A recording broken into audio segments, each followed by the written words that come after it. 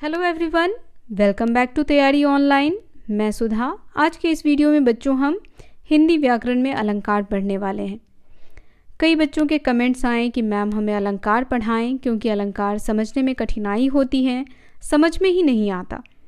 तो आज का ये जो वीडियो है ये आप सभी के लिए बहुत ही इम्पॉर्टेंट है। इस वीडियो में हम अलंकार पढ़ेंगे और इस प्रकार से आपको समझाया जाएगा कि ये आपके माइंड में सेट हो जाएगा, आपको रट्टा मारने की ज़रूरत नहीं पड़ेगी। तो चलिए स्टार्ट करते हैं। सबसे पहले हम जानेंगे कि अलंकार जो है वह किन दो शब्दों से मिलकर बना है। तो यहाँ देखिए बच्चों, अलंकार जो है वह दो शब्दों से मिलकर बना है, अलम धन कार। अलम शब्द का अर्थ होता है अलंकृत या आभूषण। अलम शब्द का अर्थ होता है अलंकृत या आभूषण और कर शब्द का अर्थ होता है करना, जिसे महिलाएं पहनती हैं और अपना श्रृंगार करती हैं। महिलाएं आभूषण को धारण करके स्वयं की सुंदरता को निखारती हैं।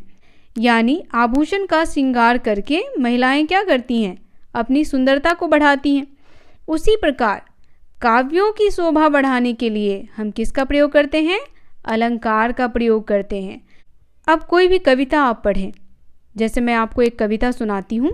हम पंछी उन्मुक्त गगन के पिंजर बंद न रह पाएंगे, कनक तीलियों से टकराकर पुलकित पंख टूट जाएंगे। तो देखिए, जब हम कविता की पंक्तियों को पढ़ते हैं तो पढ़ने में हमें कितना आनंद आता है, और वो आनंद किस वजह से है? तो अलंकार की वजह से। उसमें जो अलंकार का प्रयोग किया गया है, जिस वजह से उसकी सुंदरता जो है वो बढ़ती है, और जब हम उसे पढ़ते हैं तो हमारा मन आनंदित हो जाता है। चलिए अब आपको इसका परिभाषा बताया जाए। यहाँ देखिए बच्चों, हम जानेंगे आज की इस वीडियो में अलंकार की परिभाषा, भेद और उदाहरण। इसका परिभाषा है, अलंकार का शाब्दिक अर्थ होता है आभूषण, जैसा कि आपको पहले ही मैंने बता दिया है। जिस प्रकार स्त्री की शोभा आभूषण से होती है, उसी प्रकार काव्य की शोभा अलंकार से होती है। अर्थात जो किसी वस्तु को अलंकृत करे वह अलंकार कहलाता है। यानी जिससे किसी वस्तु में सुंदरता उत्पन्न हो वह क्या कहलाता है? अलंकार। अलंकार के मुख्य रूप से 3 प्रकार माने जाते हैं, शब्दालंकार, अर्थालंकार और उभयालंकार। लेकिन बच्चों, आपको सिर्फ 2 ही अलंकार पढ़ने हैं, शब्दालंकार और अर्थालंकार। उभयालंकार जो तीसरा अलंकार है, उसे आचार्य भोज के द्वारा इसमें जोड़ा गया था, जो आप लोगों के लिए इतना महत्वपूर्ण नहीं है। महत्वपूर्ण सिर्फ 2 ही अलंकार हैं आपके लिए, शब्दालंकार और अर्थालंकार। शब्दालंकार के 4 प्रकार हैं, अनुप्रास, यमक, श्लेष और वक्रोक्ति। अर्थालंकार के कई हैं, उपमा, रूपक, उत्प्रेक्षा, अतिशयोक्ति और भी बहुत सारे हैं, उसके बारे में भी आपको बताएंगे। अभी हम इस 4 के बारे में जानेंगे इस वीडियो में। उसके बाद उभयालंकार के 2 हैं, संसृष्टि और संकर।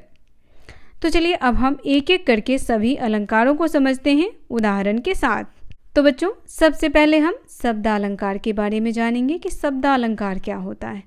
तो देखिए, जहाँ काव्य में चमत्कार शब्द से हो तो उसे शब्दालंकार कहते हैं। जिस अलंकार में शब्दों को प्रयोग करने से चमत्कार हो जाता है उसे शब्दालंकार कहते हैं, और उन शब्दों की जगह पर समानार्थी शब्द को रखने से वो चमत्कार समाप्त हो जाता है, तो वहाँ शब्दालंकार होता है। जैसे तरनी तनुजा तटतमाल तरुबर बहु छाए। तो यहाँ शब्दगत चमत्कार जो है वह हमारे काव्य में उत्पन्न हो रहा है, तो ये कहलाता है शब्दालंकार। अब देखिए, सभी शब्दों के अर्थ अलग अलग हैं। तरनी शब्द का अर्थ होता है सूर्य, हम सूर्य को कहते हैं तरनी। तनुजा पुत्री को कहते हैं, तट किनारा होता है, तरुवर वृक्ष को कहते हैं। तो अगर हम ऐसे पढ़ें सूर्य पुत्री किनारा वृक्ष, तो ये सुनने में अच्छा नहीं लगता है। लेकिन इसे अगर हम इस तरीके से पढ़ेंगे, तरनी तनुजा तट तमाल तरुवर बहु छाए, तो ये पढ़ने में कितना अच्छा लग रहा है। तो हम यहाँ कह सकते हैं कि जिस अलंकार में शब्दों को प्रयोग करने से चमत्कार हो वह शब्दालंकार कहलाता है। और शब्दालंकार के मुख्य रूप से 4 प्रकार हैं। सबसे पहला है अनुप्रास। अनुप्रास अलंकार उसे कहते हैं बच्चों जिसमें एक वर्ण की आवृत्ति कई बार होती है। अब यहाँ देखिए, अनुप्रास शब्द दो शब्दों से मिलकर बना है, अनु धन प्रास। यहाँ पर अनु का अर्थ है बार बार और प्रास का अर्थ होता है वर्ण। जब किसी वर्ण की बार बार आवृत्ति हो तब जो चमत्कार होता है उसे अनुप्रास अलंकार कहते हैं। अब कुछ उदाहरण देकर के आपको बताया जाए तो देखिए, पहला उदाहरण, चारों चंद्र की चंचल किरणें खेल रही जल थल पर। या हम कह सकते हैं चारों चंद्र की चंचल किरणें चमक रही यमुना जल थल में। तो यहाँ पर देखिए चौवर्ण की जो आवृत्ति है वह कई बार हुई है, एक चारु में, एक चंद्र में और एक चंचल में। तो एक वर्ण की आवृत्ति कई बार हो रही है। दूसरा है तरनी तनुजा तट तमाल तरुबर बहुछाए, जो उदाहरण मैंने आपको शब्दालंकार में दिए थे वही है। तो यहाँ देखिए त वर्ण की जो आवृत्ति है वह कई बार हो रही है, तरनी में, तनुजा में, तट में और तमाल में और तरुबर में। तो इसमें कौन सा अलंकार है बच्चों? अनुप्रास अलंकार। उसके बाद रघुपति राघव राजा राम, यहाँ पर र वर्ण की आवृत्ति जो है वह कई बार हो रही है। रघुपति में र है, राघव में र है, राजा में र है, राम में र है। तो आप देख रहे होंगे कि एक वर्ण की आवृत्ति कई बार हो रही है।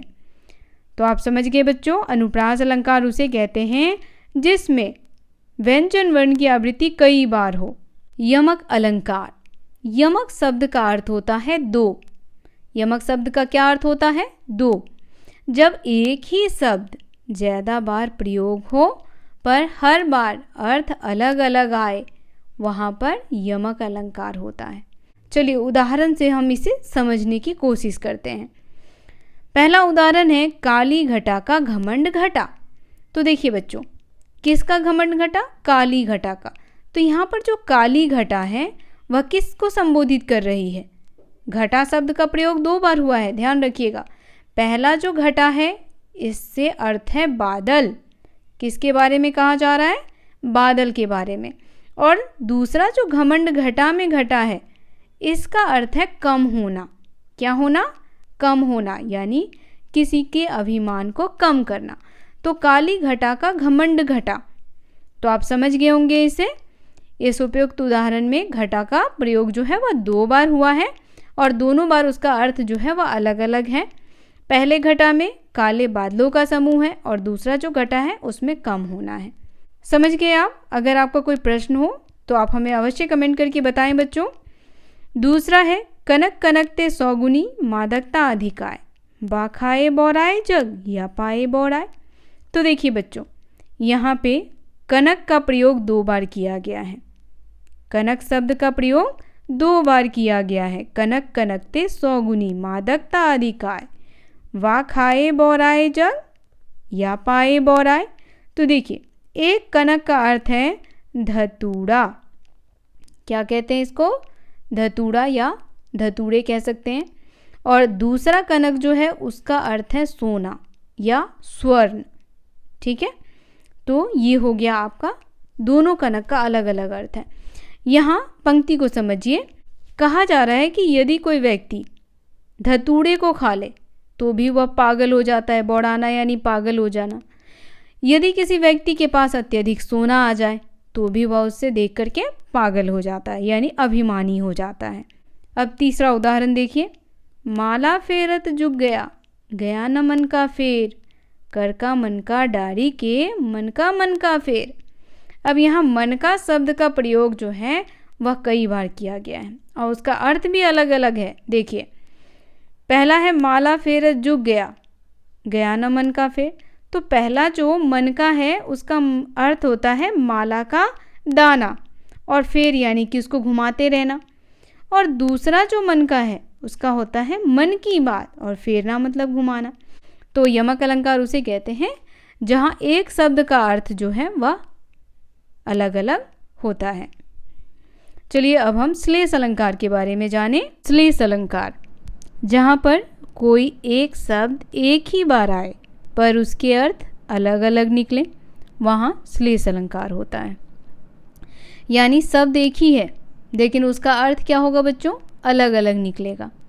अब देखिए, जो रहीम गति दीप की, कुल कपूत गति सोए, बारे उजियारे करे बढ़े अंधेरो होए।